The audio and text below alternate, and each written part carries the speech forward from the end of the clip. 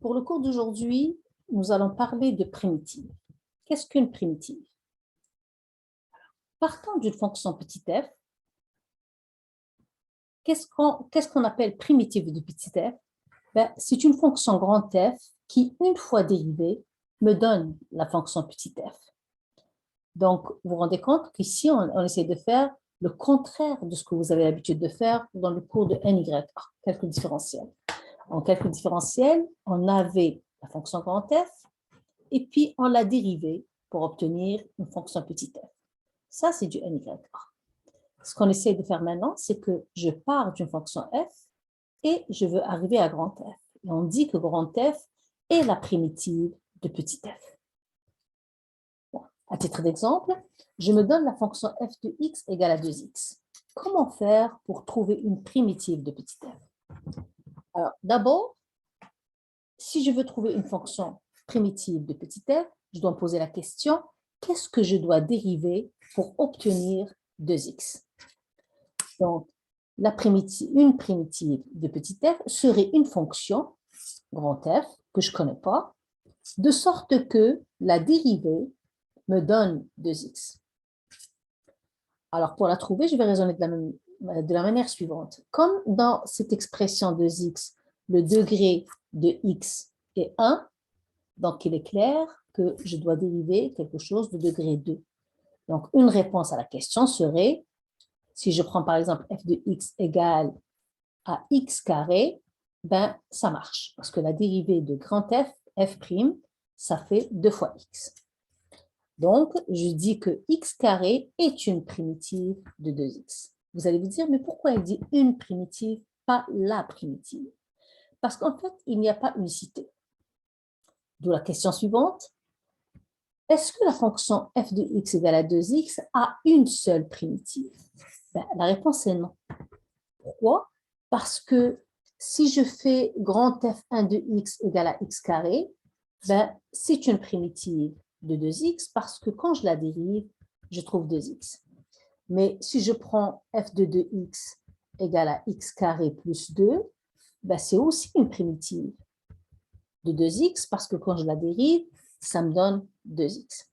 En fait, si je veux trouver n'importe quelle primitive de x, une primitive générale, je prends x carré et je lui rajoute une constante. Pourquoi? Parce que quand je dérive, la dérivée de x carré me donne 2x et la dérivée de la constante me donne 0. Qu'est-ce que ça veut dire graphiquement? Qu'est-ce que cela veut dire graphiquement? Bon, alors, regardez ici, j'ai pris des fonctions, par exemple, celle-là, la première, celle qui est en vert, c'est f de x et y égale à x carré. Okay? Et je regarde qu'est-ce qui se passe au point 1. Donc, vous voyez qu'au point 1, vous avez une tangente qui est représentée en vert aussi. Maintenant, la deuxième, celle qui est en mauve, c'est y égale à x carré plus 2. Et vous voyez que la tangente, celle qui est en mauve, c'est ici, la tangente, c'est celle qui est en mauve en pointillé. Donc, vous remarquez que cette droite-là et celle-là sont parallèles. En fait, elles ont la même pente.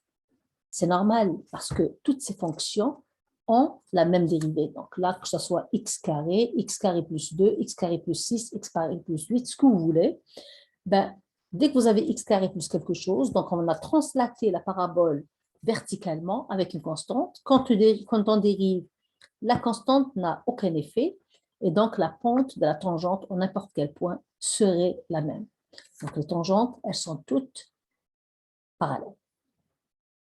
Bien. Alors, on retient donc qu'une primitive n'est pas unique. Donc, si grand F de x est une primitive, alors grand F de x plus c est aussi une primitive de f, quelle que soit la constante c réelle qu'on prend. Deuxième affaire, point de vue notation. Alors, qu'est-ce que l'intégrale indéfinie? L'intégrale indéfinie, donc on note l'intégrale, alors avec ce symbole-là, c'est un symbole de sommation, ce symbole d'intégration. Alors, l'intégrale de f de x dx, c'est grand F de x plus c. Donc ça, c'est ce qu'on appelle l'intégrale indéfinie de f. Le petit f qui est ici, c'est ce qu'on appelle l'intégrand, c'est-à-dire c'est la fonction qu'on intègre. Le symbole qui est là, c'est le symbole de sommation, okay, c'est le symbole d'intégration.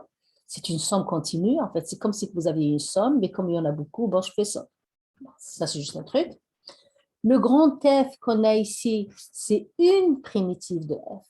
C'est le C, c'est la constante d'intégration. On a vu que ce n'est pas facile, que la primitive n'est pas unique et qu'elle différait toutes par une constante.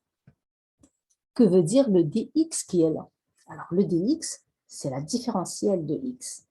Pourquoi est-ce qu'elle est là? Parce qu'en fait, ça veut dire que j'intègre par rapport à la variable de x. C'est x qui est variable là-dedans.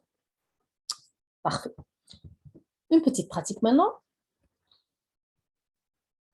Montrer que racine de x est une primitive de 1 sur de racine de x. Qu'est-ce que ça veut dire?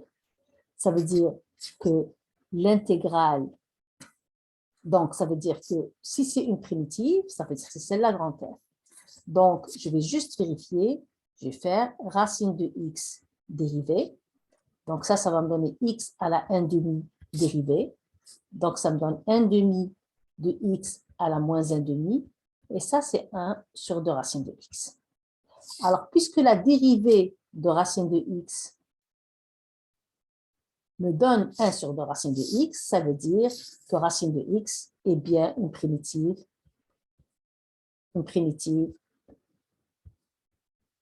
de 1 sur 2 racines de x. Alors, si on veut noter ça correctement, on va écrire l'intégrale de 1 sur 2 racines de x dx égale, là j'aurai racine de x, puisque c'est une primitive, plus une constante c. Et cette constante-là, elle peut prendre n'importe quelle valeur réelle. Parfait. Deuxième question, trouvez toutes les primitives de la fonction g de x égale à x3.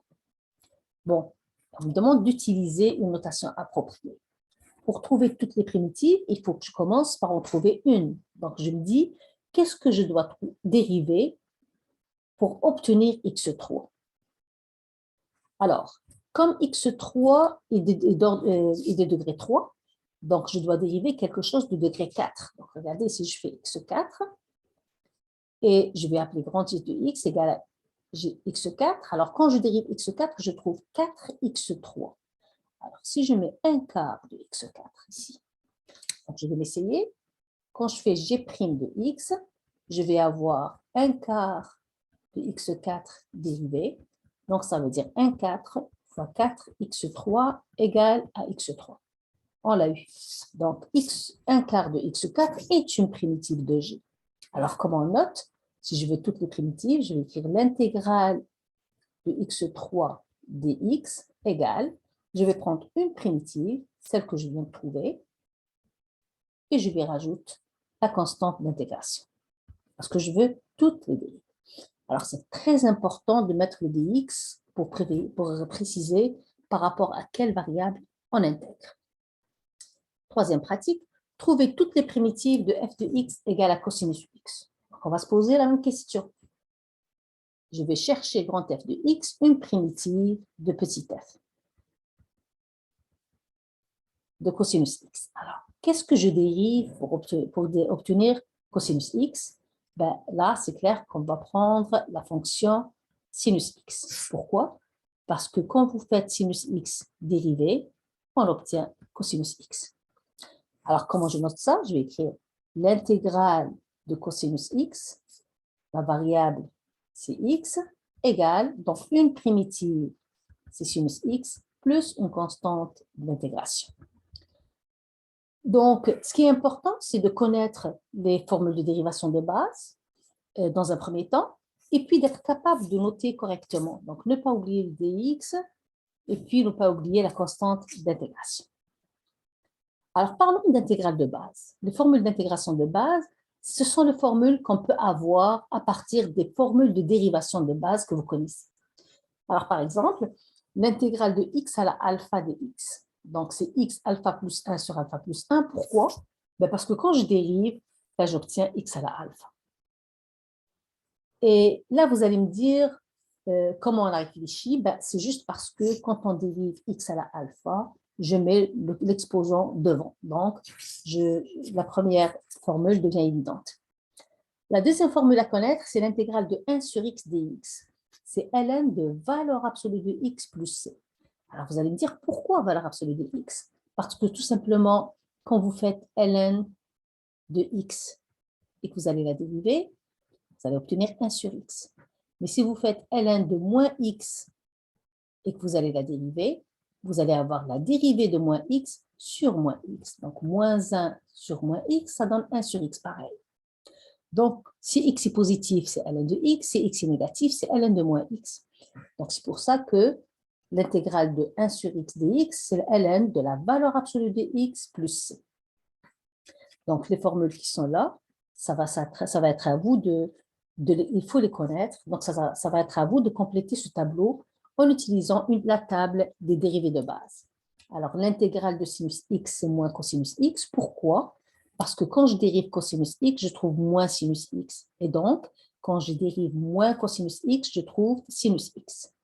Et votre travail consiste à compléter le tableau ici. C'est une manière de vous rappeler les formules d'intégration de base. Bon, on va en faire une autre. Ici, l'intégrale de 1 de la racine de 1 moins x2. Donc, ça va être arcsine de x plus c. Pourquoi? Parce que quand vous faites arcsine de x dérivée, vous allez obtenir la dérivée de x qui est 1 sur la racine de 1 moins x2. Donc, il suffit de connaître les formules de dérivation de base pour compléter ce tableau.